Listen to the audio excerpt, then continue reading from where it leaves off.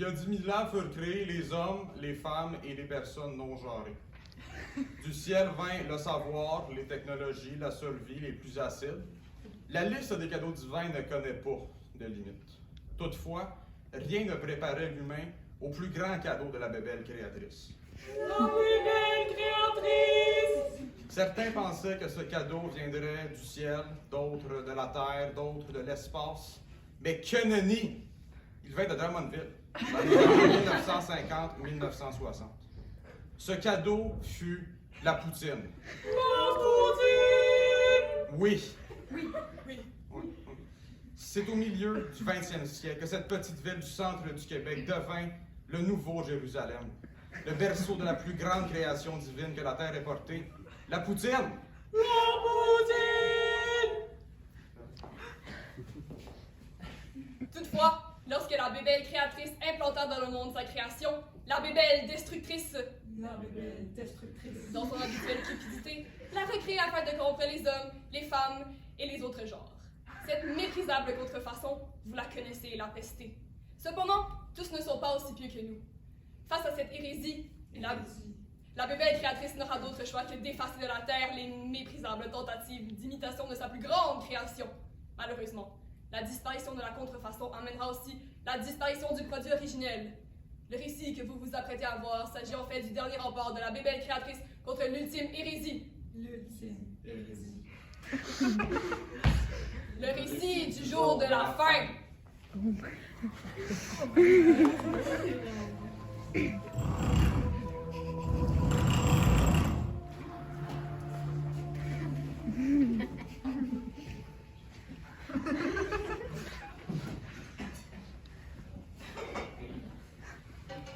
Ça va faire longtemps qu'on va pas avoir de vue Hortense. Oui, mais à un certain point, c'est assez. Il était temps que ça se fasse. C'est ça, mais on peut pas tout y pardonner du jour au lendemain, là. Oh, oui, je sais, mais il y a un début à tout. Regarde, on la réinvite au souper de famille et plus tard, on lui donnera des Tupperware. Ben là, calme-toi, donner des Tupperware. Écoute un bras depuis que le Québec s'est séparé. Le seul moyen d'en avoir pas trop cher, c'est d'aller à Montréal. Ah, je sais, il faut sortir le passeport et peut-être qu'on rentre sur l'île, vu que toute l'île de Montréal est restée dans le Canada. Regarde, j'ai dit qu'on était pour lui donner des Tupperware, on lui donnera un seul à la fois. Tu veux? Ça. Puis il va falloir qu'elle les ramène bien lavés la semaine d'après. Puis si elle oublie, là, il va falloir qu'elle se parque dans la rue, pas dans le driveway. Comme ça, elle va pouvoir penser à son oubli. Oh, c'est Hortense, on va y ouvrir. Ben oui.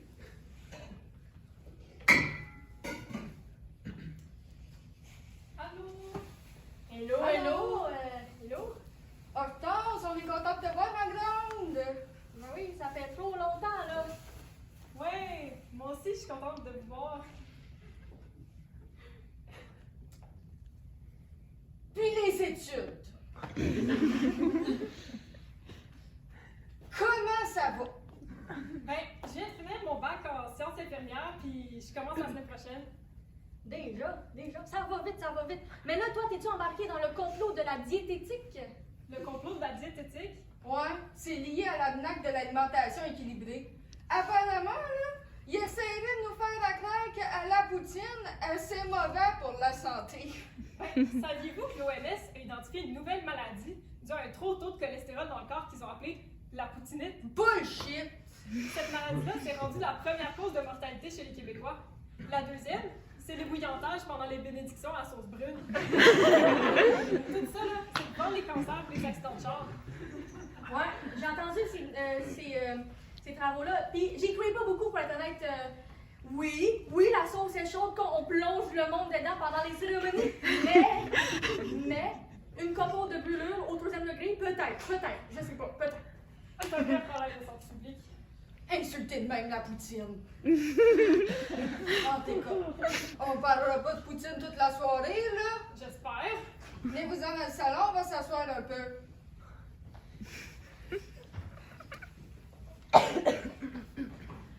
Mais moi, je comprends pas pourquoi t'as pas été étudié dans une discipline plus intéressante comme la comptabilité ou l'actuariat.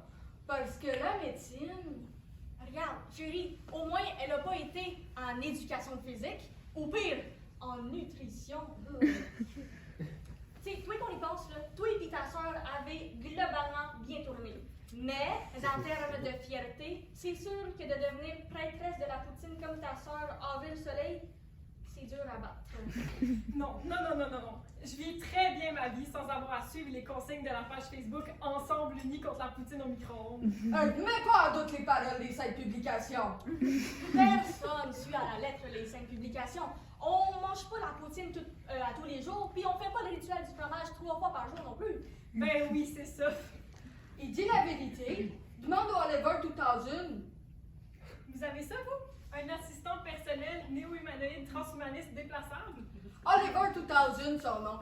Casse-toi pas le bicycle, ma grande. C'est le groupe Facebook Uni contre la poutine au micro-ondes qui a sorti le mode Bernard dessus. Puis, dans le fond, c'est une imitation de Bernard Gingras, grand prophète de la bébelle créatrice, pour nous guider spirituellement dans nos vies. Ok, d'abord.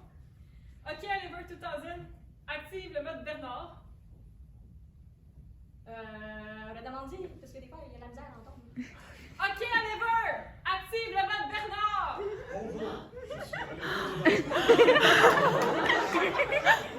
Bonjour, je suis Bernard Gingras.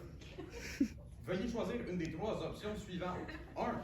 Situer le label province le plus proche. 2. Faire le suivi de vos rituels quotidiens. 3. Signaler un établissement servant de la poutine au micro-ondes. Rituel quotidien. Vous avez 23 prières de retard sur le mois et une pour la journée. C'est pas fort. Des indulgences dans le label province le plus proche pour vous faire pardonner. Oliver quitte le mode Bernard. C'est Avril Soleil. Vous l'avez invité? Oui? Je pensais qu'elle voulait plus me voir depuis que j'ai arrêté de suivre le groupe Facebook. Ben... Ah, c'est pas que t'es là. On voulait vous faire la surprise. Je vais Il aller, était temps que vous le voyez. je vais aller dans la cuisine de ton caron. Ouais. Ok, nous, on n'y parle pas de Oliver 2000 parce qu'elle aime pas, hein. Allô? Hello! Allô? Désolée, je peux pas venir la semaine passée. La foi envers la bébelle créatrice demande des sacrifices. On m'a offert de participer à un pèlerinage au premier label province de Drummondville et je peux pas rater ça. Ouais. C'est sûr que de visiter les cuisines sales d'un fast-food du Nouveau-Jérusalem, c'est mieux que de passer une soirée chez tes parents que tu vois jamais, hein? C'est pas n'importe quel label province, c'est le premier label province, fondé par Herménégilde Tremblay, un des apôtres de Bernard Gingras. Alors, en visitant, là, j'ai ressenti une élévation spirituelle que j'en ai rarement ressentie. J'ai même pu parler à Bernard Gingras lors d'une bénédiction sans sauce. Sans la sauce. C'était pas avec de la sauce, les bénédictions? Ouais, je me suis dit la même chose, mais j'ai alors demandé à Bernard Gingras, notre prophète à tous. Bernard Gingras, représentant de la bébé créatrice ici-bas, pourquoi les bénédictions ne se font-elles plus avec de la sauce? Pour des raisons légales. Justice divine, j'imagine. Pas encore. C'était trop chaud. Les gens ont pu lancer. Maintenant, selon la cour, c'est bénédiction à fret. Bernard Gingras, messager divin. Dans les livres, tu sais. Dans les livres, tu sais, ils disent là, tout au complet, là, belles messager, divin, bébelle, juste Bernard ou Ben, c'est correct. Ben, si les bénédictions ne se font pas avec de la sauce sacrée, sont-elles encore significatives? Je sais que certains endroits aussi en font avec de l'huile à frites. Mais si le problème c'est la température, pourquoi on peut les faire avec de la sauce à la température de la pièce? Ben, tu sais, c'était pas juste la température, c'était aussi le gras. Parce que la sauce et l'huile, c'est graisseux, ça bloquait les tuyaux des véhicules. Et les fluides vont casser la verre avec une petite serviette? Ou encore, manger le liquide de leur sacralisation? Ouais, non, c'est vraiment un problème de tuyauterie, là. Ça coûtait cher en plombier, c'est moi qui faisais les chèques, là, je suis pas fait en Alors, comment allons-nous performer les bénédictions? Avec du bouillon de poulet. Tu sais, non, mais parce que c'est un ingrédient de base de sa poutine. Puis en plus, c'est pas salissant. Chris de bande des frères. Ah ouais, hein? Donc t'as parlé à Bernard Gingras. Ouais, l'expérience d'une vie. Allô, Avril? Donc, Je me rends compte que c'est pas facile pour vous deux de vous voir, mais votre mère et moi, on a une idée. On pourrait chanter un Je vous salue Bernard comme qu'on le faisait quand vous étiez petite. Fait que, Monique, t'es prête? Oui, mon mari. 5, 6, 7, 8. Ensemble unis contre la poutine au micro-ondes. Ensemble unis contre la poutine au micro-ondes. Notre esprit saucé vagabonde dans les méandres de notre monde. La sauce fouet, comme notre cœur qui bat. Je vous salue, Ben Nord, guide suprême. Merci pour votre divine création, ici-bas. Ouais, belle indication en France. Mais vu ton passé, c'est pas surprenant. Ah ouais, on rentre tout de suite dans l'agressivité. En quoi mon passé est si pire au juste? Hérétique, t'as des notions de nutrition, puis tu suis un peu le groupe Facebook Ensemble Unis contre la poutine au micro-ondes. Je parie que t'as pas voté oui au 3e référendum pour la séparation du Québec, comme le prescrivaient les saintes publications. T'as raison, j'ai voté non pour la séparation du Québec. Je considère que c'était pas une bonne idée, puis on est en train d'en payer le prix présentement. On a pu se débarrasser des ennemis canadiens et américains qui voulaient nous imposer la poutine au micro-ondes.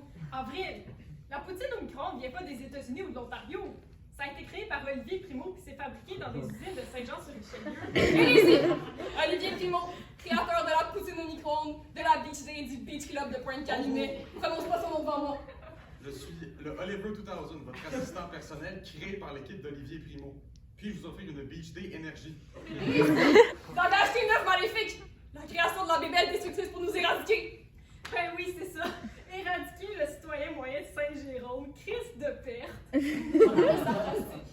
Lors du jour du dernier service, là, la bébelle créatrice, elle veut pas donner de la poutine aux gens sarcastiques. Elle va en donner à ceux qui l'ont respecté. T'en fais peut-être pas partie. Ça me dérange pas de pas passer l'éternité auprès de la bébelle créatrice de la poutine. Il est possible de déceler du conflit dans vos relations. Merci Oliver, très bonne déduction de la situation. Laissez-moi vous aider dans cette résolution. Veuillez choisir une des deux options suivantes. 1. Résolution par l'humour. Franchement. 2. Invoquer Bernard Gingras. Ok, C'est pas tout ça, là, mais je commence à avoir faim. Ah, je vais aller checker la sauce. je venais avec toi. Hortense et moi, on va s'occuper d'éplucher et couper les patates. Ah ouais, les patates, je vais aller chercher dans mon sac. Ouais, les patates, il y a un problème par rapport à ça. Qu'est-ce qu'il y a? Ben, j'ai fait 3 épiceries de mon quartier, puis j'en ai trouvé nulle part. Qu'est-ce que tu veux dire? J'ai été checker au IGA, au métro, puis même au Super C. Au Super C! Au Super C! Fais-toi pas la Bible, là! C'est pas super! Super C. C'est pas ça le point. J'en ai pas trouvé de patates, fait que j'en ai pas amené. Ça va faire du bien de se retrouver pour le super famille comme on faisait avant. Par la sainte bébelle créatrice. Quoi? La sauce? Non. T'es sûr? Ah, je me trompe pas sur ça. Laisse-moi vérifier. La sauce a collé au fond de la casserole. C'est un signe divin. Mais les saintes publications n'avaient pas apporté le sujet, puis les apôtres disaient que ça arrivait pas avant des décennies. Est-ce que la bébelle créatrice est en colère contre nous? C'est-tu à cause d'Hortense? Non, ça dépasse les limites de notre famille. La bébelle créatrice fait de plus grands desseins pour l'humanité. Mais c'est peut-être un défaut de fabrication de la casserole. Quand tu ralentis à des îles! C'est pour ça que lorsque la sauce colle, il faut l'interpréter comme un signe de la bébelle créatrice. Mais ça signifie quoi? Que le jour que nous redoutons tous approche. Le jour où la bébelle créatrice va nous priver de sa plus grande création. Le jour où l'humanité va regretter. Le jour de la première famine plus étonnante de l'histoire. Plus dévastatrice même que pour le peuple irlandais en 1845. Non! Oui! Et si c'est bien ce que c'est, nous sommes bientôt à l'avènement du jour de la dernière patate. La sauce est collée au fond de la casserole! C'est un autre signe! Pas de patate non plus? Non, on en a plus. Puis apparemment, il y en a plus dans les épiceries non plus. Les signes indicatifs du jour de la dernière patate se superposent. Le jour de la dernière patate? C'est quoi ce message-là? Ok, Oliver, c'est quoi le jour de la dernière patate? Selon Wikipédia, le jour de la dernière patate est le jour où la bébelle créatrice éradiquera les patates de la terre pour empêcher de consommer l'hérésie et la poutine au micro-ondes. Exactement. Nouvelle de dernière heure. Nouvelle de dernière heure. Nouvelle de dernière Oui, heure. Oliver, qu'est-ce qu'il y a? La page Facebook Ensemble Unis contre la poutine au micro-ondes vient de publier une sainte publication. Désirez-vous l'entendre dans la voix du prophète? Oui, pardon, avec la voix du représentant. Chers apôtres, disciples de la bébelle créatrice, et de la poutine, il semble que le jour que nous craignons tous soit arrivé. Le jour de la vengeance divine, le jour où la bébelle créatrice empêchera les hommes, les femmes et les individus non-genrés de consommer son plus beau cadeau. Mes amis, il semble que le jour de la dernière patate soit arrivé. Nous vous communiquerons plus de détails sous peu, mais rappelez-vous qu'uniquement ensemble, nous pourrons traverser cette épreuve. N'oubliez pas de ne pas lâcher la patate. Comment ça? Est-ce que c'est la fin du monde? Non, mais la fin du monde tel que nous le connaissons aujourd'hui. Un monde sans poutine. Heureusement, vous pouvez acheter des poutines d'Olivier Primo dans le détaillant Couche-Tard le plus près de chez vous et les congeler pour en avoir pour des décennies. Éteignez cette machine du diable! On fait la voix de votre prophète, puis il meurt les 5 publications. L'option Bernard Gingras, là, c'est juste pour la laisser rentrer chez nous. Sans dire attention. Le vrai projet, dans les faits, c'est de nous imposer la poutine au micro-ondes. Hey, on va pas se laisser abattre par ça, là. C'est peut-être la dernière fois qu'on va manger de la poutine, mais on va le faire ensemble, non? Mais la sauce a collé au fond de la casserole! Ben, c'est pas grave, ça, on peut l'utiliser pareil. Ben, c'est pas la meilleure chose à faire, mais j'imagine que dans le cas du jour de la dernière patate, ça peut se faire. Mais il nous reste seulement assez de patates pour faire 2 poutines. Bon, on fera des portions plus petites, là, c'est pas un problème. Non. Les assiettes ont des proportions minimales sacrées. Sinon, c'est pas une vraie poutine. On peut ni étirer la sauce, ni la poutine. On doit respecter les quantités énoncées par les 5 publications. Bon, ben, dans le pire des cas, là, j'ai 2-3 poutines au micro-ondes. Hérésie! Je préfère mourir que de manger la giblotte satanique qui est la poutine au micro-ondes! Pareil pour moi! Pareil pour moi! Chers apôtres, c'est ma bonne décision. La bébelle créatrice enlève les patates de la terre justement pour nous empêcher de manger le sous-produit, fruit de la bébelle destructrice qu'est la poutine au micro-ondes. Comme le fait Avril Soleil et ses parents, dites non à la poutine au micro-ondes. Entre la faim et la poutine au micro-ondes, choisissez la faim. Sinon, ce sera votre faim. C'est pas le temps.